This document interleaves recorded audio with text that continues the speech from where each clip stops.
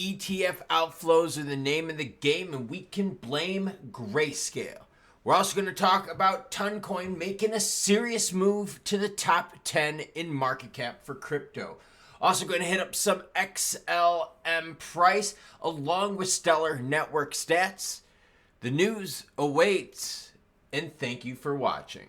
Ooh, we just went with a little bit of a warmer background color, didn't we, ladies and gents? Jeremy Touche, thank you very much, sir, for your support of the channel. Jeremy says, thanks for keeping us informed, Klaus. You are the man. That's right. I bring the news, whether it's good or bad, happy or sad. Right, SpongeBob? Right, Klaus. Thanks, SpongeBob. All right, Bitcoin sitting at 69,398, 35.34. Gonna talk about Toncoin. You notice it's one of the few deepest in the green, up 12% last 24 hours, $6.74. Check it out. Where else do you see that much green? Not as much. XRP, one of them in the green, 1%. Sol, 172 ADA. It's going to matter why. Story's going to be later in the video. 60.5. ICP, look at that. Pulling back from $20, but ICP still way up if you zoom out to that October midline. Guess what's happening to CPI data? That's right. Garmin tells us that it is going to be the 10th of April at 8 a.m. Eastern Time. Live stream. Yes, the live stream. So we're going to go over CPI data, deep dive. We're going to have a crypto market reaction with it. And now on to who what? Blaming Grayscale. Hey, why not? Grayscale accounts for Monday's largest Bitcoin ETF outflow. Bitcoin ETF saw an outflow of $223 million on Monday after 4 consecutive days of net inflow. So overall, the market's still juicy. However, Monday's outflow caused BTC's daily trading volume to decline by 6%, retracement of 69,000. Bitwise saw the most significant day inflow at 43 million, but 303 million was withdrawn from Grayscale's ETF GBTC. The GBTC thing out there, and VR Fanatic and others that have emailed me and asked me about this, that's the ETF. That was the conversion, right? They had their trust and converted it when the ETFs were legal. The reason there is money flowing out of GBTC so heavily is their fees are way high. It was either 1.25% or 1.5%, where other BTC ETFs were offering no fees for the first, however long. Some of them are like, hey, we're only at 1/4. Dude, you'd rather much pay 1/4 of juice to the man of the house rather than paying 1.25 to 150.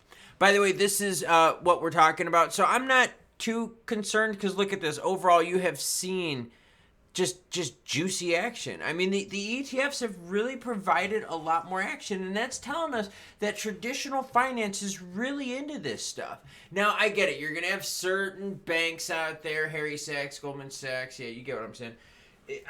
They're going to play the whole, oh, we're anti-crypto and all that, but come on. There's a lot of traditional money flowing. I mean, I get it. We've had periods, right, of a few weeks. Not every week and every day candlestick's going to be green. We understand that. So seeing stuff like this, no. Am I panicked? No. Not worried at all. In fact, I'm actually excited because I'm bringing this story up to show you that out of nowhere and out of something that wasn't thought about even, a few years ago, you get stuff like this. Telegram link Toncoin flips Cardano to become the 9th largest crypto. Following a 13% daily increase, Ton rose to 665 as of 145 UTC to become the 9th largest crypto. Let's take a look. Got the market caps up on the screen, and as always, any article you see in this video, along with all my other ones, everyone will be linked in the description below. Okay, so let's check it out. There you go. Toncoin at 9th, right there. Market cap of 23.3 billion, surpassing ADA. That's why I brought that up earlier at 21.5 billion. Interestingly enough, XRP is sitting at 34 billion with Doge 27, Toncoin 23 right behind him. Now, were you expecting this performance from Toncoin? I was curious about that. And that's what I'm trying to say is there's always going to be a competition for money. There's always going to be a competition in every space. And there's always going to be new players entering the game. And wherever there's an opportunity to make money, look for competition to follow and look for competition to make it better for us, the consumer. See, in the first story where I brought up the whole Grayscale thing with the outflows, yeah, I get it. That's bad. Okay, we don't want to see outflows in general. We'd rather see inflows, right? Money coming in. That's always a good thing. But we understand why the outflows are happening because the consumer wasn't getting the best product offering at 1.25%, 1.5%. Getting now the same product with 1%, or sorry, 0.25%, that's way better for the consumer. Stuff like Toncoin, isn't this better for the people that use it? Right? I mean, this is a product that's become very helpful for people to use. And you're seeing that market cap and you're seeing that increase in popularity and stuff. And that's my whole thing. I bring news whether it's good or bad. This is actually, like, I believe in a good story. Now, I'm not telling you, hey, put your money into this. That's on you. You do whatever you want. This is a news channel. But what I am saying is that you're seeing players come into the space and disrupt this space. And that's good for all of us. Let's swing it on over to some stellar coverage. All right. So, little Paris blockchain week action. Okay, talking, lots of talking, people, standing, photos, looks good. Cool, bright lights, colors, cool, awesome. Great, I like it, looks cool, designs are neat, awesome. There, I just caught you up on everything that happened there. Now, in terms of network stats, all right, so there was some big transactional volume on the chain happening in 2022 to mid-2023. Since then, the volume this last year has gone down. Now, what's interesting about that, the volume on the chain has gone down as the market overall price-wise has been going up. So there is money out there, but money is choosing where it wants to flow and go to. That's why we talked about ETFs and inflows and outflows. If you're building a product and the customers don't want to use it, they're going to leave your product and go to a better one, something that benefits them more. You do that all the time. There is no difference with crypto. Crypto is competition across spaces. When you look at the heat map here, and when you look at like these zones like Doge, Pepe, SHIB, right? This is like their own kind of like little part of the game, you know. And then you think Bitcoin kind of its own things, you know. Bitcoin Cash and Wrapped, I get that. But you look at it, it's like everyone's kind of like in these different competitive zones. And what you're seeing here is the market really starting to separate as a whole. Yeah, Fathom shout out there too. But the market as a whole is really starting to separate. And what's good about this is good for the consumer because we're seeing stuff that meets our needs. Now, whether your needs is like total degen crypto gambling, okay, cool. You're getting more options. You did not have dog with hat, Pepe, any of those things, like for people that like playing the stuff. Like you want to play the ultra risky pools, like there's action there for you. More choices too. You know, for people that like moving money, there's a ton of choices out there for moving money. And so there is money out there, but when you look at transactional volume on the chains, there's less action dramatically on the Stellar chain. Now, let's look at TVL. How much money are people putting in the game? Okay. It's one thing to have volume. It's another thing to have price action. Well, it's another thing, too, to look at TVL. Now, we've seen a bump here in TVL from in the early part of 2024 to 21 million, now up to around 34, 36.3 as we do this video right now.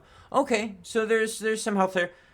But, dude, we're not even anywhere close to back in the day, man. And what's interesting about that, you look at the Taurus pump, yeah, there was money to be put in, and then people pulled it out right away.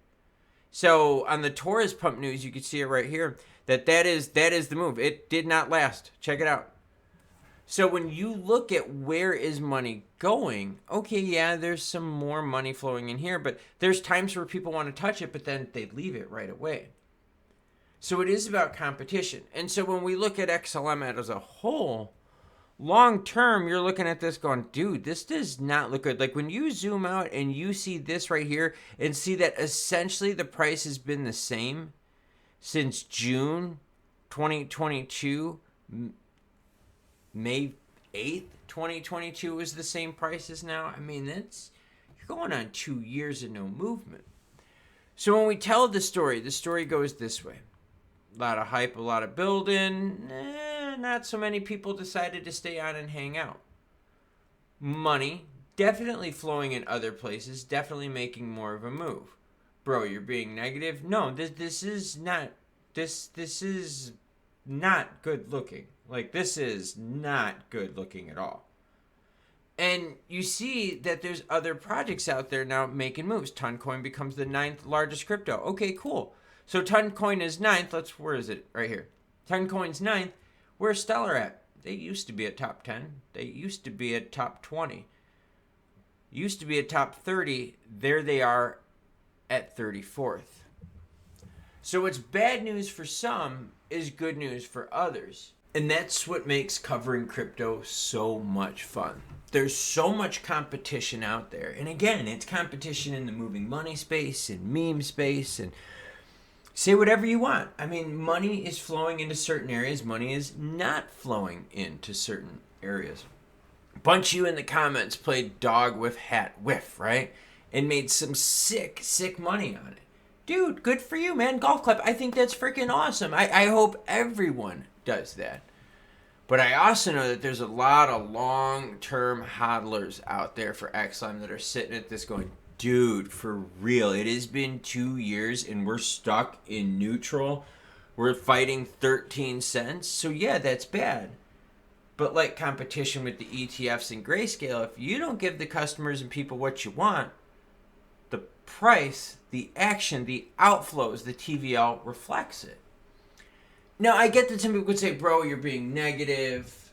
No, I'm reporting the news. I'm reporting to you that the TVL, yes, showed you. There's money there. It pumped on Torres action, but it didn't hold. It didn't even hold like a day. It was... But others are rocking it. And so I bring the news, whether it's good or bad, happy or sad. SpongeBob, imagination. Thank you, SpongeBob. And that's what some people have, but we bring the news here where everything is all cited. Links down below. Check it out yourself. What have been your success stories so far in crypto 2024? Let's share them. Share them down below. Let's see what happens.